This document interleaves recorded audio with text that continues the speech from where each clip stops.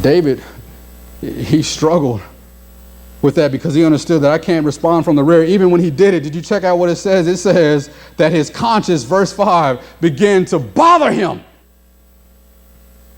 That even though I had a shot and he crept up and he began to take his shot because his backyard and behind the scenes committee was egging him on to say, if I were you, I would allow him to, come on, David, you ain't no punk. You killed Goliath. You killed bears. You killed lions. I'm sure you're not going to let Saul punk you. Come on, you know how we do, right? David, 1 second, he actually listened to this committee of behind the scenes people who have no interest in this actually being reconciled. And he went and he cut Saul's robe. But then, did you notice verse 5 where I started? Immediately it says his conscience started bothering him. That's step 2. Step 1, refuse to respond from the rear. Step 2, pray for a restored sensitivity. Because isn't it true when you've been scarred, it's hard to have feelings for people?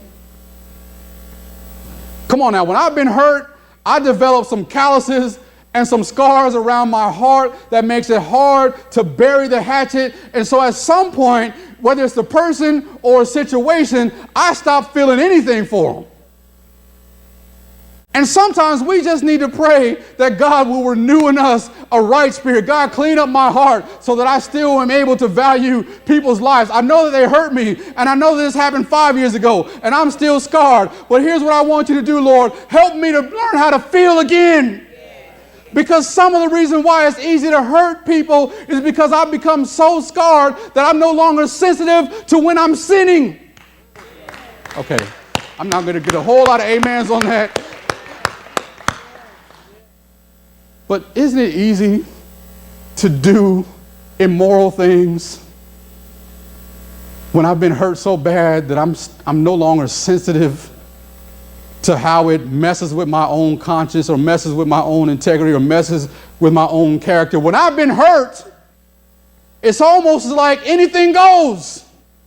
Come on, you know what I'm talking about. It becomes, all is fair in love and war. You hurt me, I'm going to hurt you. And if you've been hurt enough times, then all of a sudden you lose this sensitivity that tells you when you're going 10 degrees to the left or 10 degrees from the right. And before you know it, you find yourself being willing to do anything to prove your point. Pray that God will restore some sensitivity to your heart. God, I want to feel again.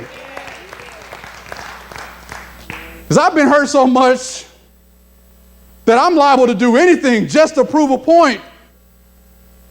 But I love how immediately David started to have a conscience about what he did. Immediately after he crept up on him and he cut a piece of his robe off, he didn't feel good about what he did. Can I just pray that God will get me back to the place where it no longer feels good to do wrong?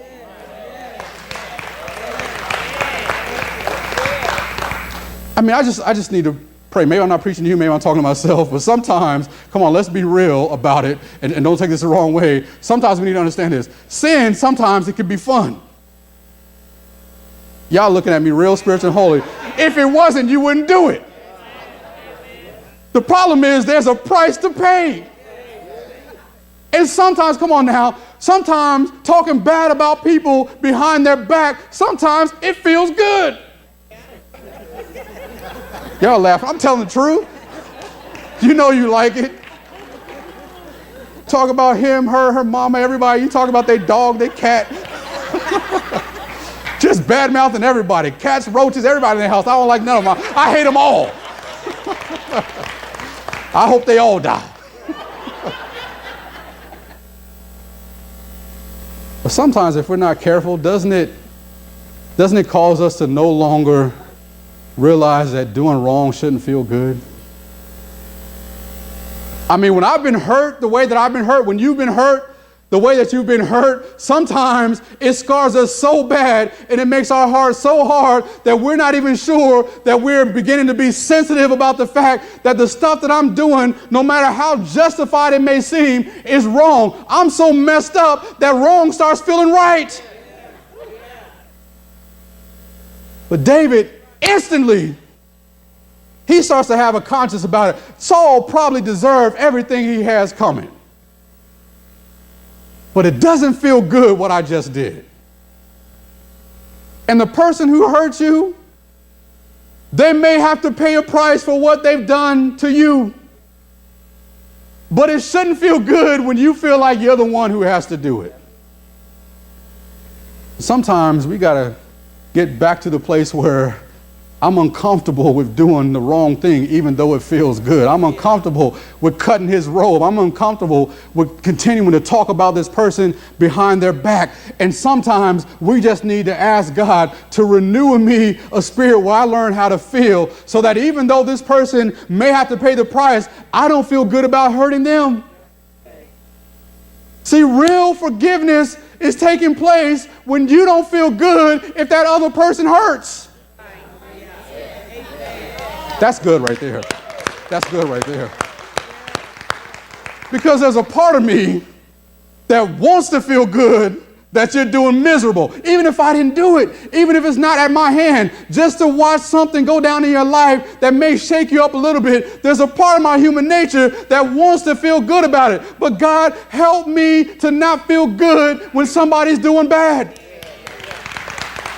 I have learned how to forgive when I had the sensitivity to know that even though you probably deserve everything that you have coming to you, I don't feel good about you living one day where you're not living at your fullest. I don't feel good about you hurting. I don't feel good about you crying. I don't feel good about doing things wrong to you, even though you've done wrong to me. That's when you know you're ready to forgive.